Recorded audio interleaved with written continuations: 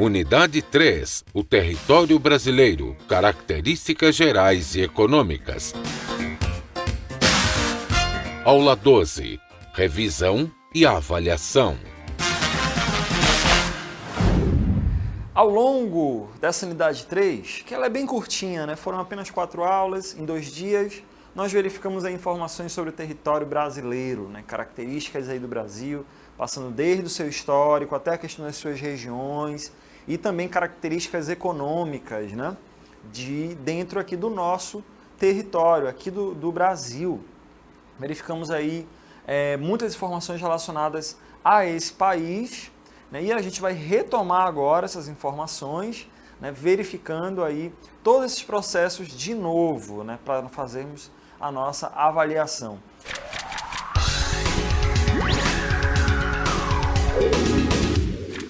Um dos assuntos que nós verificamos aí ao longo das nossas aulas foi a questão do histórico. Por que que o Brasil ficou desse jeito e também por que que o Amazonas ficou desse jeito. Por que que o território amazonense tem essa extensão muito grande, por que que o território do Amazonas ficou nesse formato, né? O que que foi feito aí ao longo dos anos para que o território aqui do Amazonas, que fica em fronteira, né, com vários países, mantivesse essas fronteiras até hoje. Então tem essa questão que a gente vai retomar agora, que está muito relacionada com a colonização portuguesa e também espanhola, né? Mas os portugueses foram muito importantes nesse sentido de garantir, né, com que o território ficasse sob o domínio deles e posteriormente, né, sob o domínio do território brasileiro, né, integrado, como nós verificamos inclusive na primeira revisão, né, quando houve aí, né, a Constituição de Brasília, uma área mais central, garantia das fronteiras e tudo mais. A gente vai retomar então, verificando aí com relação ao período em que o território brasileiro era da Espanha. O território brasileiro não, o território aqui do Amazonas, ele fazia parte da Espanha, né? Fazia parte desse país. Então o domínio da nossa região era espanhol. Então o que se faz, né? Quando a gente fala de território, a gente está falando de domínio, de posse, de controle por um governante de determinada área, né? O que está sendo feito para garantir com que aquelas áreas fiquem sob domínio daqueles governos, daqueles governantes. No caso da Espanha, né, houve uma necessidade muito grande de quê? De conhecer esses territórios que estavam sob domínio aqui da Espanha. Então houve, né, todo um processo aí de colonização, de conhecimento, de exploração desses territórios para a Espanha. Então as áreas ali da Venezuela, da Colômbia, Peru, Equador, né, Argentina, Chile, todas elas sofreram influência espanhola. Foram construídos vários fortes, várias cidades que tiveram influência direta do espanhol. Por isso que o idioma dos países vizinhos aqui da gente é o espanhol, ao contrário do Brasil, né, que teve uma influência portuguesa, como a gente vai ver mais lá para frente. Mas a expedição espanhola, as expedições espanholas aqui na região, elas já são reflexo de toda uma influência que os países ali do outro lado da América do Sul, né, Equador, Colômbia, Peru, já tinham, né, em relação ao Brasil, né, já tinham ali um domínio espanhol muito forte e só foi indo mais para dentro, né, mais para o interior. Foi quando ocorreu aí o conhecimento dos rios aqui da região, a expedição ali, várias expedições foram feitas na Espanha, da Espanha, para conhecer essas regiões aqui da América do Sul, essas áreas aqui da América do Sul. E aí a gente observa a expedição do Gonzalo Pizarro, 1539, já um período aí em que essa parte do Brasil já estava, né, sendo conhecida, e a outra área ali do Nordeste brasileiro também. Então existe, né, começa esse percurso de reconhecimento da Amazônia, né, de registros. E posteriormente, né, essa expedição do Gonzalo vai passar a ter ali uma continuidade na expedição do Francisco Orellana, né, uma expedição ali que durou alguns anos, onde vai ser esse primeiro contato, onde a expedição do Francisco Orellana vai percorrer todo o Rio Amazonas, vai descer todo o rio, vai conhecer todas essas áreas aí, né, e vai catalogar e vai anotar tudo que tinha, né, disponível ali, a população local, houve contato com essas áreas aí também. Então a expedição Doriana, ela foi muito importante para a história do Amazonas, por quê? Porque ela foi a primeira que conseguiu reconhecer, que conseguiu analisar todas as características aí da nossa região há muitos séculos atrás, né? São os primeiros registros do que é a Amazônia. Posteriormente, né, 100 anos depois praticamente, a gente observa aí Portugal já com um domínio muito forte, né? E aí ocorrem as expedições portuguesas aqui na nossa região, né? Ocorre, né, uma procura, uma busca muito maior, né, com relação a conhecer, a catalogar, a anotar, né, de novo como estava funcionando aqui a nossa região, só que sob um domínio português. Ocorreram várias expedições portuguesas e a expedição de Pedro Teixeira, né, ali que está representado nessa imagem, né, foi importante nesse sentido, por quê? Porque conheceu o Rio Amazonas, né, desde o início até o fim, nos dois sentidos, atualizou as informações sobre as sociedades indígenas, atualizou informações sobre a vegetação, sobre climas, pontos estratégicos para Portugal poder fundar ali fortalezas, né, para poder fundar, né, todas essas... o que era necessário para que Portugal garantisse, né, o seu território bem preservado. E aí a gente vai ter um projeto de geopolítica, né, português, onde Portugal, cada vez mais que ia reconhecendo esses territórios, ia o quê? Se apropriando, construindo fortes, né, colocando áreas ali que iam definir que aquilo ali era de Portugal, né? Então, o que nós somos hoje em dia começa desde esse período, e a expedição do Pedro Teixeira foi importante nesse sentido, porque fincou ali áreas que já faziam parte do território português, ao contrário dos países vizinhos que já estavam totalmente ali, né, catalogados, dominados, um domínio consolidado pela Espanha. Em Portugal, não. Portugal já conseguiu, né, angariar, pegar toda essa área aqui do território brasileiro e conseguiu manter as suas fronteiras de acordo ali com o percurso dos rios, né? Foi seguindo ali os rios, né, os braços do rio Amazonas, foi mantendo ali o seu domínio. A gente vai observar novamente agora essa animação que mostra esses percursos aí das expedições europeias na Amazônia. Vamos observar.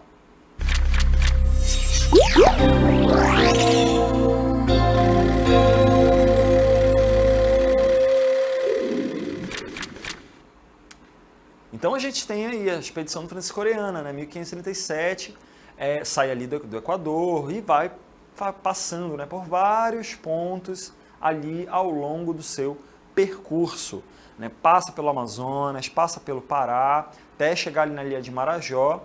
100 anos depois, a gente observa o Pedro Teixeira fazendo o mesmo percurso, só que no sentido contrário, né? Ele vai subindo o rio e aí vai conhecendo todo, vai atualizando as informações inclusive para Portugal, né? Informações específicas dessa área ali para Portugal, inclusive vai entrando ali em áreas já dominadas ali pela Espanha. Inclusive nesse período da história, já estava no período ali da União Ibérica, onde os reinos de Portugal e da Espanha estavam unificados nesse período, né? Então houve, né, toda uma ligação. Então Portugal acabou reconhecendo áreas que até então eram da Espanha. E aqui a região onde é o Amazonas, também cada vez mais, né, tendo posse, né, tendo ali a sua característica, né, tendo o seu domínio.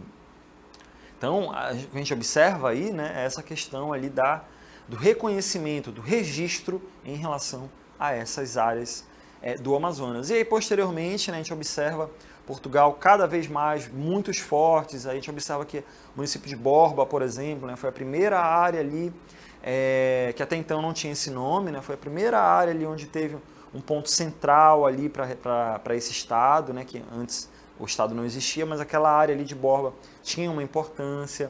Depois veio para cá, para Manaus, né? E aí houve todo o processo de reajuste das fronteiras aqui no Amazonas. O Amazonas, inclusive, já fez parte, junto com o Pará, de uma única área, né? O Grão-Pará. E aí houve todo um processo de separação, né? A última grande separação que houve foi entre Amazonas e Roraima, né? Roraima se tornou um território ali autônomo, independente, e o Amazonas ficou nesse formato aqui justamente porque ao longo dos rios houve um domínio, houve uma definição de fronteira ali para manter os territórios do Amazonas ali integrados. Como o Amazonas foi cada vez, né, ao longo dos séculos, não houve, né, tanta exploração, não houve tanto processo de ocupação dessas áreas aqui do Amazonas em relação a outros estados, a gente ainda observa o Amazonas com baixos índices demográficos, ainda com a floresta muito preservada, e é isso que foi fazendo uma das explicações para que o Amazonas mantivesse esse tamanho, né, gigantesco e ainda muito inabitado. Ok, pessoal? Verificamos o histórico aí do Amazonas. E agora a gente vai focar mais, né, em períodos mais recentes, onde houve a divisão regional do Brasil. Foi outra informação que nós vimos aí ao longo das nossas aulas. E é isso que a gente vai observar agora, nesse momento, onde a gente verifica as divisões regionais do território brasileiro. A gente vai ter aí a divisão oficial do IBGE, né, que vai ser a chamada divisão administrativa, e ela vai ser a divisão que vai gerar, né, que vai ser a oficial do território brasileiro. Ela vale desde 1967 e ela está valendo até hoje, né, o fato de você dividir o país em regiões. A gente vai ter então a região norte, né, aqui o Amazonas, a gente vai ter aqui o Acre, o estado de Rondônia, Pará, os nossos vizinhos aqui, Roraima, o estado do Amapá e o estado do Tocantins, formando aí a região norte. Além disso, a gente vai ter toda essa área aí que aparece em verde na tela de vocês, que é a divisão oficial do território brasileiro. Além disso, a gente vai ter a região nordeste, né, mais nessa porção nordeste aí do país, né, onde vai compor os estados do Maranhão, do Ceará, do Rio Grande do Norte, da Paraíba, de Pernambuco, né, o estado do Piauí, Alagoas, Sergipe, o menor estado aqui do país, e também a Bahia, compondo a região nordeste do território brasileiro. Além disso, nós vamos ter aí a região centro-oeste, né, que vai ficar nessa porção central aqui do território brasileiro e que vai compor os estados ali do Mato Grosso, os estados de Goiás, o estado do Mato Grosso do Sul e também a capital do país, o Distrito Federal, onde fica a capital do Brasil aí, né, Brasília. Como a gente verificou, inclusive na aula, né, houve uma modificação nas capitais do país, né? Veio desde aqui do Nordeste brasileiro, né? Até, como a gente pode observar aqui, né? Desde o Nordeste brasileiro, né? Foi vindo de Salvador, depois desceu aqui para a área do Rio de Janeiro, né? E aí passou para uma área mais central aqui do Brasil, né? Então a gente observa, né, que a iniciativa lá na década de 50 foi essa mesmo, de trazer para um ponto que era mais ou menos central aqui, né, dentro do território brasileiro. A outra região que nós temos é a região sudeste, né, que é essa que aparece aí em rosa na tela de vocês, né, que vai ser a região sudeste composta aí pelos estados de Minas Gerais, de São Paulo, do Rio de Janeiro e também do Espírito Santo.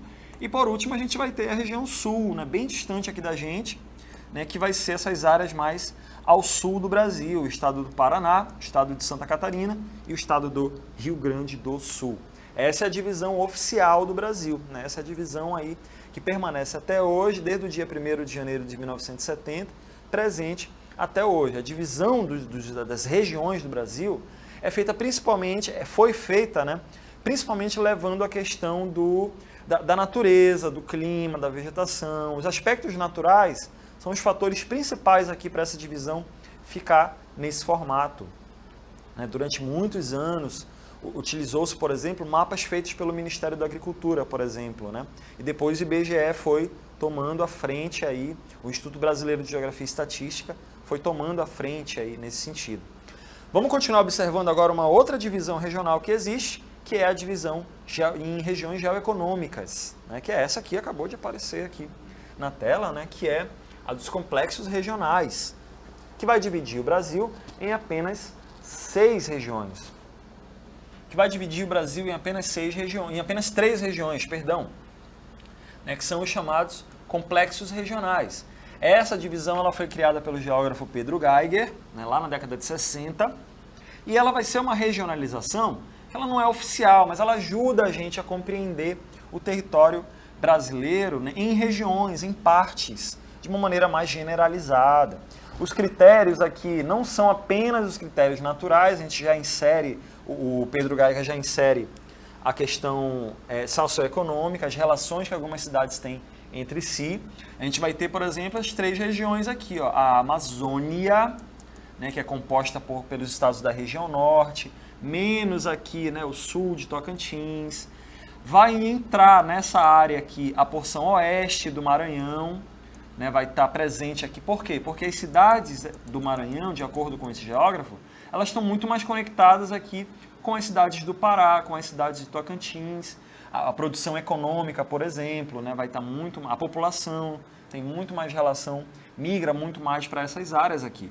Mesma coisa aqui da área do Mato Grosso, que é um estado da região centro-oeste, mas a dinâmica econômica, a dinâmica social está muito mais ligada aqui a Rondônia, ao sul do Pará, ao sul do Amazonas.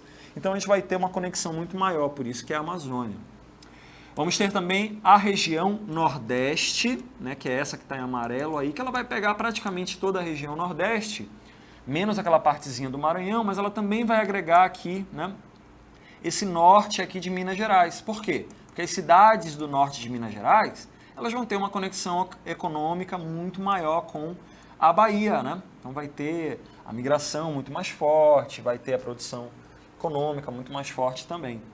E aí, por último, nós vamos ter a região Centro-Sul, a região geoeconômica Centro-Sul, onde ela vai ter essa questão aí de ser uma área muito desenvolvida do Brasil, onde vai ter as grandes capitais, né, a urbanização muito forte. Então essa divisão ela é mais fácil, né, ela é mais simples da gente compreender o Brasil em apenas 3 regiões. Por isso que ela é importante quando a gente estuda aqui em geografia também o Brasil nesse formato, né, o que é a Amazônia, o que é o Nordeste e o que é o Centro-Sul, essas áreas aí do Centro-Sul que vai envolver o sul do Brasil, o sudeste do Brasil, menos aqui o norte de Minas Gerais, né? E a região centro-oeste praticamente toda, né? O Mato Grosso do Sul, Goiás, Brasília. O Mato Grosso só é que grande parte dele fica lá na Amazônia, né? Mas, no geral, as variações de região dentro dos complexos regionais são essas. Vamos retomar agora cada uma delas. Vamos verificar com relação à Amazônia. A Amazônia ela vai ter essa característica, né, de ser a área da floresta amazônica, que vai ser a área da floresta amazônica, né, onde vai ter a chamada Amazônia Legal, onde vai ter a chamada Amazônia Legal, né, onde vai compor os estados da região norte, como nós verificamos, né, boa parte do território aí do Mato Grosso vai estar presente aí nessa área também, né, vai estar presente aí nessa área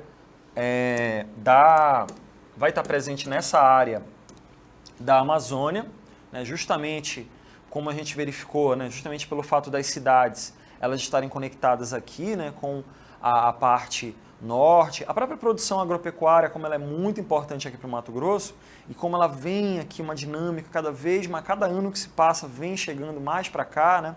Então essa dinâmica é válida ainda, né? Como a Amazônia ela tem essa vocação aí já está chegando, né, a questão do desmatamento vindo para essa área por conta da agropecuária. Se a gente for observar a Rondônia, né, um dos estados que mais desmatou em comparação com toda essa outra região, com toda a região, justamente por causa dessa influência, né, das fazendas tirando florestas cada vez mais para a criação dos campos, né, para a pecuária e também para a agricultura cada vez maior. Então, pessoal, as imagens que a gente verificou aí na tela mostram algumas paisagens, né? Olha a floresta amazônica presente aí, né? As características da floresta amazônica muito fortes, né? A Amazônia tem essa característica de ainda ter grande parte da floresta preservada, né? Vai ter ali uma vantagem nesse sentido, de ter uma vantagem, de ter a floresta ainda preservada, apesar de a gente já observar algumas áreas de intenso desmatamento. A própria industrialização aqui da capital do Amazonas, Manaus, tem grande influência nesse sentido, né? Porque as indústrias elas concentraram muito a economia da região, então não houve necessidade de desmatar para construir para a agropecuária se desenvolver, para a mineração se desenvolver ainda mais, né? Mas a indústria em Manaus ela gera, né, muita riqueza, né? Aumenta muito, acelera muito o processo de riqueza aqui do Amazonas, né? A Manaus, inclusive, é uma das capitais que mais gera riqueza para o Brasil, né? Justamente por causa do polo industrial de Manaus. Outra característica que a gente vai visualizar na Amazônia é com relação à baixa densidade demográfica, que acompanha, né, essa questão aí do fato da floresta estar preservada, justamente pelo fato, né, de ter a floresta ainda preservada, as comunidades muito isoladas ainda na região da Amazônia, do complexo regional da Amazônia. Então a gente observa uma baixa ocupação ainda em relação a outras regiões. A gente observa essas áreas aí, quando a gente vai comparar o Brasil todo, vai observar, né, que existe ainda uma baixa ocupação aqui dessa região em relação a outras regiões. Se a gente for observar o Centro-Sul, por exemplo, ele é intensamente povoado. As grandes capitais do Brasil estão aqui, né? São Paulo, Rio de Janeiro, Belo Horizonte. São cidades assim que têm ali um índice de população muito alto, de urbanização muito alto e de dinheiro também, né? De riqueza, que são muito produzidas aí nessas capitais, né? E mesmo nelas ainda existem problemas a serem solucionados. É impressionante. O Brasil é uma das maiores riquezas do mundo, mas a desigualdade social ainda é muito forte, né? Ainda tem muita gente pobre aí, tem muita gente que não tem acesso a serviços e que continua não tendo. Então a gente observa, pessoal, que quando a gente fala de região amazônica, esses problemas ainda são, né, maiores, tanto para a Amazônia quanto até para o Nordeste, como a gente vai ver daqui a pouquinho, né? A questão do acesso, né, ainda não chega. Mas, por outro lado, a gente tem uma questão aqui que deve ser considerada, que é a preservação da floresta, né, que ainda não se devastou, assim, não é de maneira acelerada como ocorreu em outras áreas. Ainda existe, né, uma certa preocupação nesse sentido, em manter. Mas, por outro lado, existe esse problema do acesso. Outra região que a gente vai ver aqui, além da Amazônia, a região geoeconômica da Amazônia, foi a da região Nordeste, né? O complexo regional nordestino, que vai pegar ali, como a gente verificou, o leste do Maranhão, né? Que o oeste do Maranhão, né? O lado esquerdo, o lado oeste do Maranhão, está mais integrado ali à Amazônia. E a gente vai observar que o Nordeste, o complexo regional nordestino, ele vai agregar também o norte ali de Minas Gerais, né, que já é uma área, até as características naturais de Minas Gerais, elas também vão estar mais ligadas ali com a Bahia, vai ter áreas que inclusive vão lembrar muito a Caatinga, né, o sertão nordestino ali. O estado de Minas Gerais, especificamente, ele tem dentro aqui do Brasil, ele é bem diferente aqui do Amazonas, por exemplo. O Amazonas, ele é todo floresta amazônica, né? Ele é todo integrado. Tem algumas variações ali, como a gente viu ao longo das aulas, áreas onde chove mais, chove menos. Tem as variações da vegetação, né? Igapó, várzea, terra firme. Mas o estado de Minas Gerais, especificamente Minas Gerais, ele tem uma variação de vegetação, de clima muito intensa, né? Tem áreas aqui que lembra muito a Mata Atlântica, lembra muito a Amazônia, né? A Mata Atlântica lembra muito a Amazônia. Floresta fechada, floresta densa. Vai ter áreas de cerrado, né? Mais aqui a oeste, né? Vai ter características de savana. Essa parte norte, que é justamente a parte de Minas Gerais que liga aqui com o Nordeste, lembra muito o sertão, lembra muito a Caatinga. Então, as variações são muito grandes, né? As cidades são completamente diferentes ali entre si, né? Vai ter essa divisão regional dentro de Minas Gerais. No Amazonas a gente não consegue diferenciar tanto, né? No Amazonas, no Pará. O Pará a gente ainda consegue diferenciar por causa aqui da Mata dos Cocais, aqui mais ao leste, né? A área litorânea aqui próxima do Oceano Atlântico. Mas o Amazonas não, o Amazonas é todo integrado, né? E a gente observa que esse norte de Minas Gerais, ele vai estar integrado com o Nordeste brasileiro, justamente por causa da vegetação, do clima, da dinâmica entre as cidades que ficam ali com o Nordeste, e vai pegar também, né, o leste do Maranhão, e vai ser uma região, como a gente vai observar até uma imagem aí, onde ocorreu o processo, onde iniciou o processo de povoamento do território brasileiro. O Nordeste ainda tem esse problema ainda maior. Se o Brasil é um país de intensas desigualdades sociais, no Nordeste a gente ainda observa, né? Mesmo com todas as ações que o governo promoveu, mesmo com as ações sociais de incentivo, de transferência de renda para a população do Norte e Nordeste, ainda observam problemas aí a serem enfrentados ainda nessa região, né? Questão de acesso a emprego, questão de acesso à educação, os índices muito baixos ainda de educação, de performance, né, na educação. A gente vai observar também a questão da saúde ainda muito intensa, né? A própria natureza da região Nordeste ali dificulta um pouco nessa questão, que é o fato de serem áreas de clima semiárido, né? Pouca chuva. Isso prejudica também a questão da vegetação.